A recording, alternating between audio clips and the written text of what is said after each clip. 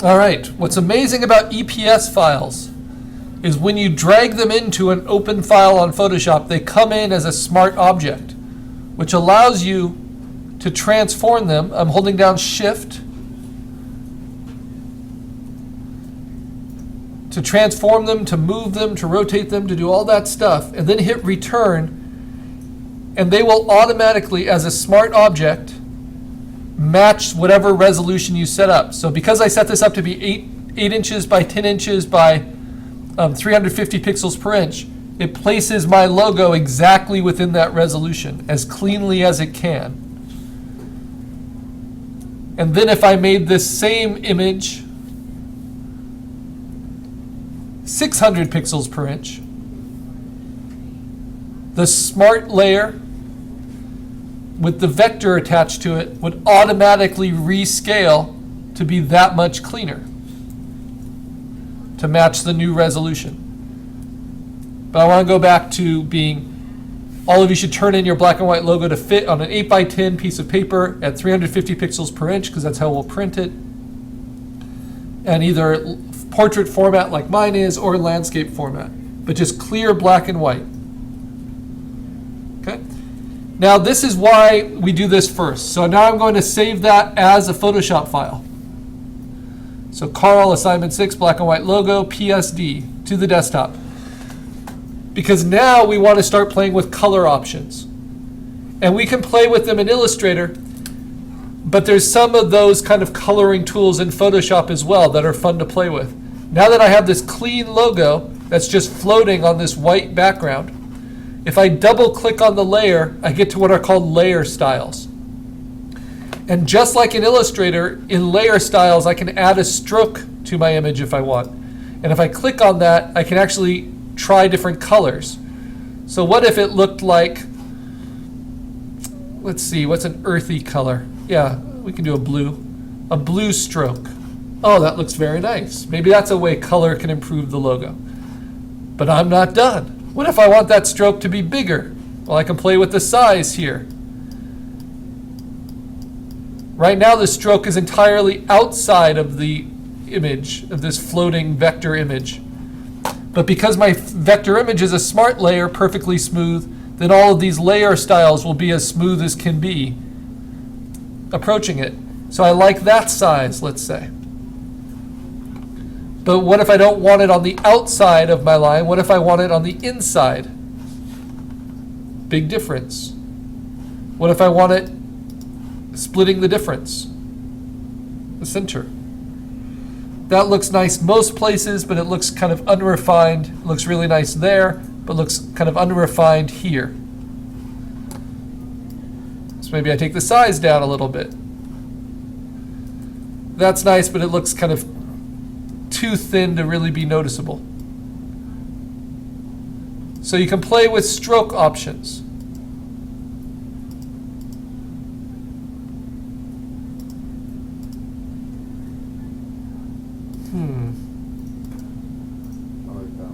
This one?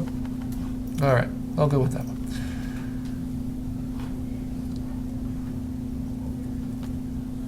I think I'll go just a little bit smaller so I don't have that tangency here and don't have the strange bump there. There we go.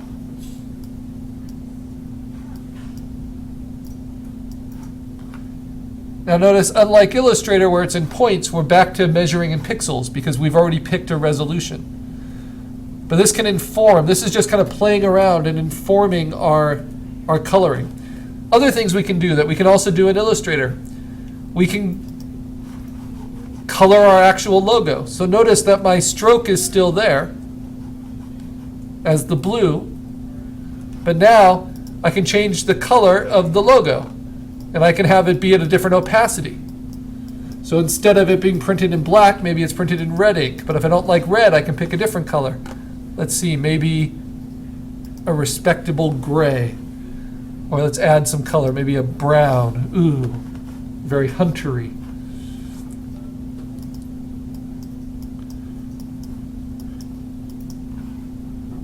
Now I can't choose a different color for each individual element because they're all on their own. This is all one vector, right? So think of it as just choosing your ink. But I can add what's called a gradient overlay to it. So if I take my color overlay down, now I can add a gradient, and that gradient I can choose the colors, and maybe I want it to be like a rainbow. Ooh, that's an automatic Grateful Dead logo. Or maybe this kind of bronze, and I can adjust those tones, those opacities.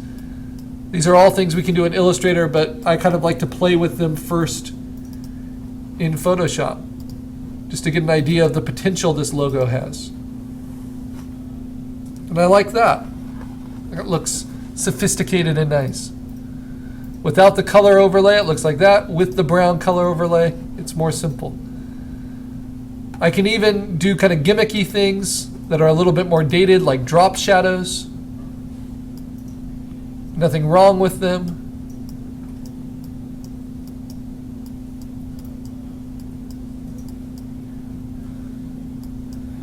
You can play with their opacity. You can even try the bevel and emboss features. See if they help your logo stand out. You can even give it an overlaying texture, like so, which is the classic way of making an old logo look like it belongs to the 1990s. It's made of burnished metal. And you can modify all of these things. So I can make the texture a lot more complicated or a lot more subtle.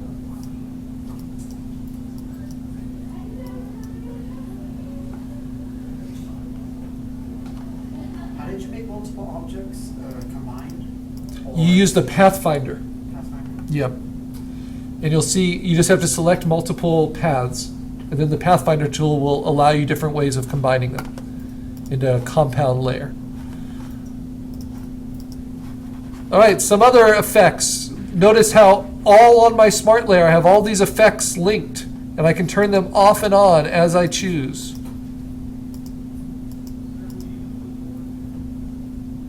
So maybe I don't want the stroke, maybe I don't want the gradient, but I do want kind of the brown textured and drop shadow, and it turns my well-designed vector logo into this. Which looks pretty serviceable. Right? And if you think a stroke is too strong, you can do what's called a glow, which is like a soft edge stroke. So if I do an outer glow, let's choose a color. I like the blue. Let's go with the blue. I can even select it directly from my piece, and then I can make it a lot bigger. There, we see it. It's like a drop shadow, but it comes from all the sides.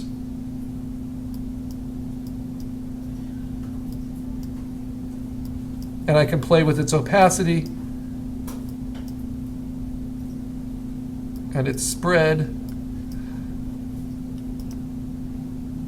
And maybe I like that better than a stroke.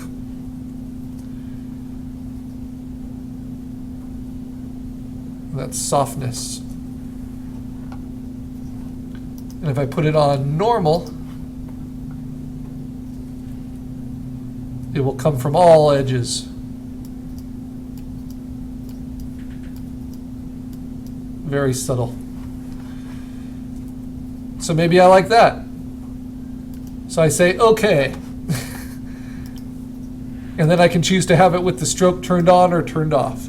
So that's, let's say that's my kind of amped up kind of color version. Now Illustrator can do most of these things, but it can also let me apply them to individual paths, which I can't do in Photoshop.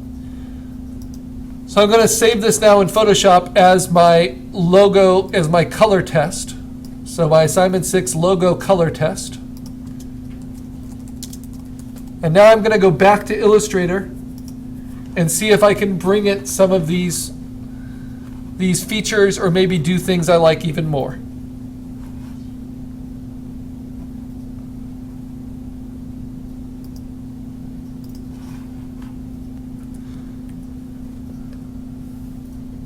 Let's see, where am I? So to do our color version, we are now going to open up our EPS with Illustrator.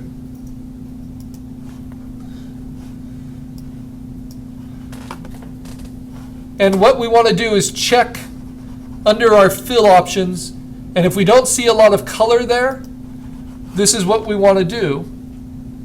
We want to select everything, except your sketch maybe. We don't need our sketch anymore. So hold down Shift, select all your layers, copy them, and we are going to create a new Illustrator file. So say File, New. You want it to be a print file, and you're going to call this your color logo.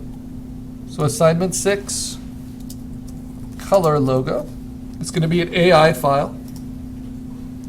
And then you are going to paste in place, and it will put all of those layers into one layer with all the paths combined, even the ones that you might have turned off, like my pupil there. Now the reason we did that, because now as a print format Illustrator file, it allows us all the different color options much more easily. Sometimes you have to force Illustrator to give you more options because it's built for efficiency.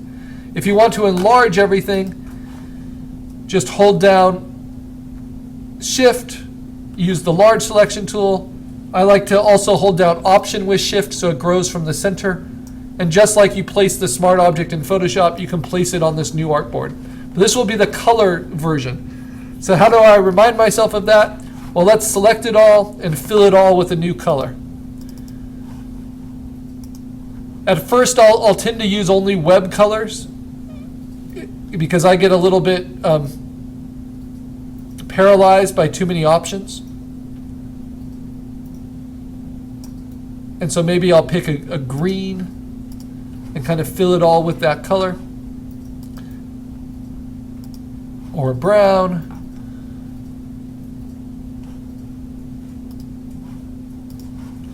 And what I might do is to get inspired by what I already did, I'll open up that PSD color test in preview just to have it off to the side to kind of focus on. So if I like those kind of effects, what can I do in Illustrator to match that? Well, one thing I can do is the flat, overlay color, like I did. What I'll tend to do is before I, Shift. Before I make those kind of changes, I'll leave my black and white layer underneath and lock that layer and turn it off. So let me do that quickly. Turn this back to black. And then lock the layer and then turn it off, and then have my copy here to modify. Other things we can do is the gradation, right? So my Photoshop one, it has this gradation running through it. It was a color gradation. I can do that here. Under Window, you can see all of your options. You'll see the gradient tool. It's also right here in the toolbar. And I can choose from these different gradients now, not just white and black, but orange and yellow.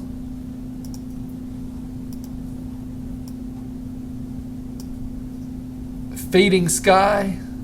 Lots of different options I can use. Again, they're similar to Photoshop, but just slightly differently placed. I can choose my colors.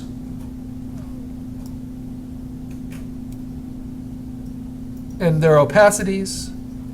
Individually, I can add more to them if I like.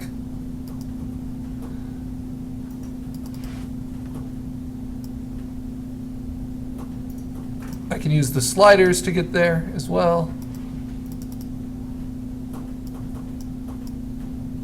And I like to use a combination of opacity